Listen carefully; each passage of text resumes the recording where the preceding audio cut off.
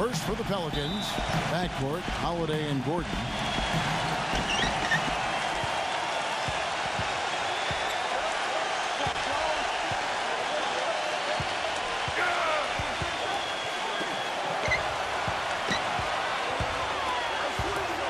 And playing at the 5, a jump shooting 7-footer with underrated athleticism out of Colorado State, Jason Smith.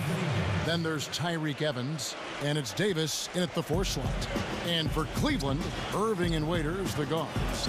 And inside, a towering 7-footer, maybe the most imposing big man in the game, all-star center, Andrew Bynum.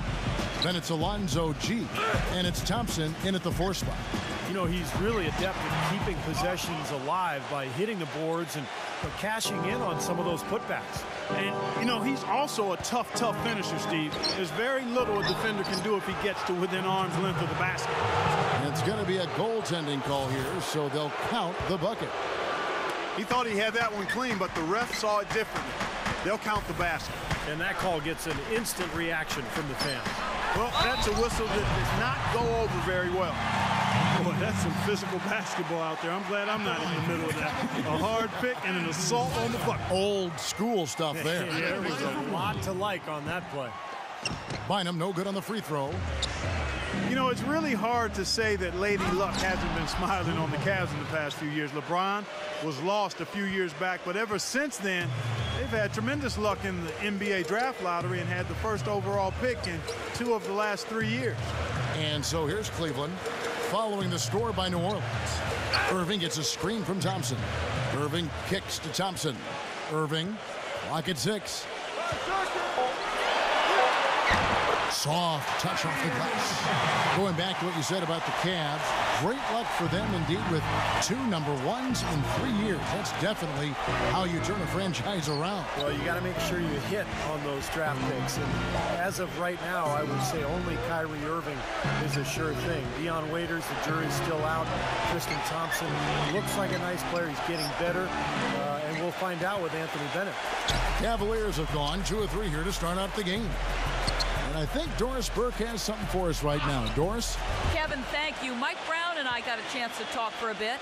One player who's really on his mind in this matchup is Eric Gordon. He said of Gordon, he can shoot with deep range and has the strength and explosiveness to go by you if you overcommit and finish or get himself to the line. So he's just an underrated scorer in this league, and it's going to take a total team effort to slow him down. Kevin, we'll see how they do. Thanks again, Doris. Evans passes to Holiday. And that one's good. Another nice bucket down low. They've really been able to work the ball into the post effectively so far. Yeah, I think that could really set things up well the rest of the game. Pound the ball inside and let your perimeter players play off your bigs. Here's Bynum after Drew Holiday's score. Irving for 3. That's good, and it's Bynum with the assist. Irving's got 5.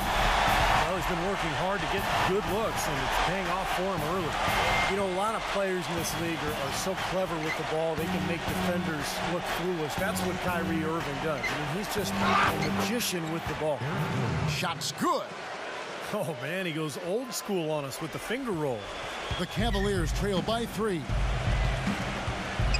Pass to Bynum. Got a piece of it. Stolen by Evans. And again, Eric Gordon. Gordon's got his second bucket.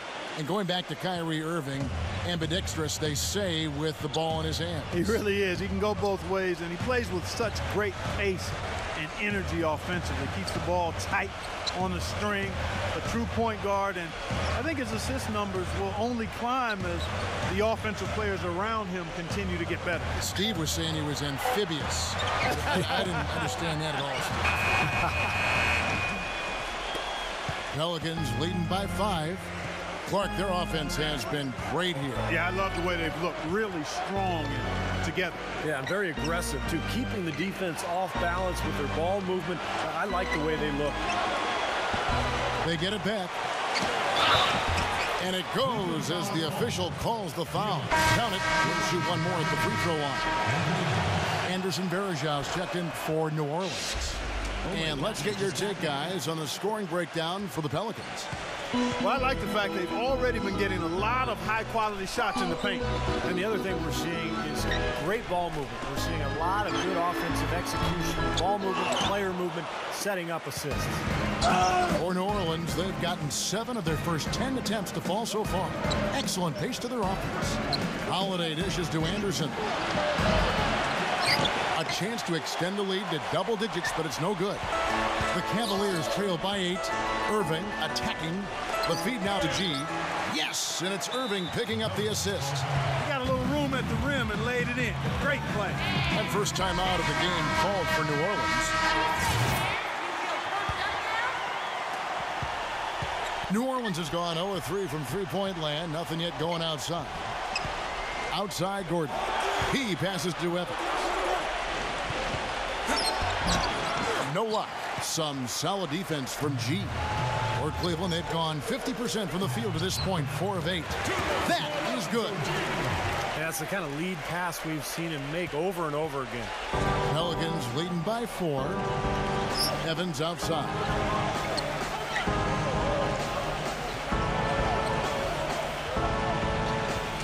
Back to Holiday. Kicks to Gordon. 6 on the shot clock. And he lays it straight in.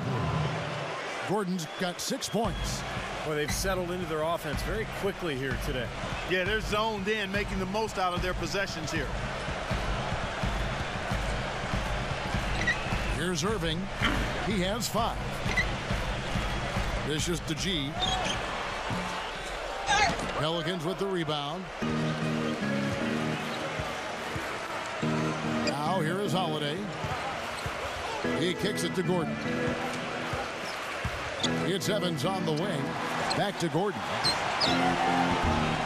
A three-pointer, no good. Rebounding is going to be the focal point for them in this one, fellas. I can feel it. Yeah, it's a physical game, and so far the numbers show that they've got the edge on the glass. Well, I think the defense got lucky right there. I mean, he's going to make a lot more of those than he misses when he's got that much room. And the officials will call the illegal screen right there. And that's 2 fouls for him very early in this ball game. He'll probably have to spend some time on the bench before halftime. So for the Pelicans, Steamsma checked in for Anthony Davis. Aminu comes in for Tyreke Evans. And it's Austin Rivers in for Eric Gordon. If you're in the Western Conference and don't want to finish near the bottom, you've got to be able to rack up some wins against the East. And New Orleans, with a young team that's trying to find itself, just didn't have a good record against the Eastern Conference. Now here's Bennett. And that one's good. You know, with Bennett out of UNLV, you love his great hands for a big guy. Can really catch and finish at the rim. You start talking about his strength, his ability to absorb contact. I like his game. Steve, the point you make about the hands is really a good one. Great hands are not teachable. Good hands become better. Average hands can maybe move to good, but great hands are a gift. And when you've got his size and athleticism and those mitts, you've got a lot to work with. The Cavaliers trail by 4. Well, Clark, you spoke about the Pelicans' record against the East last season. They were just 12-18, and that was the second worst mark for anyone out west. Well, you could see they were timid at times. They were unsure of themselves. They just didn't have enough talent, enough belief in themselves, and it showed. Anytime they went on the road, west or east, it felt like they were in some trouble. You know, one reason why the Cavs struggled, guys, throughout the season and eventually would find themselves back with the #1 pick was that they were really just terrible at home. Did nothing really to protect their home court. At times for teams on a road trip heading into Cleveland was a bit of a pit stop, just a break to catch their breath, as the Cavaliers were just not an intimidating team to play in this building. No, not at all. In fact, they only amassed 14 home wins, which was the second fewest total in the entire NBA. So the Cavs have a long way to go, but you can see the light at the end of the tunnel if you're a Cleveland fan. A lot of talent. They get Verjao back. This is an exciting season for the Cavs as we move forward. Now Jack, after the missed 3 from Anderson. Shot clock at 3. Pulls up. And Cleveland again with the bucket. I doubt that was the plan there on that trip, guys, but they did get the shot to go. And here's Rivers, looking for his first basket still in this one. Goes back up. Steamsma. And lots of contact there. Missing the shot. He'll shoot 2. I Nice work to get inside and draw the foul.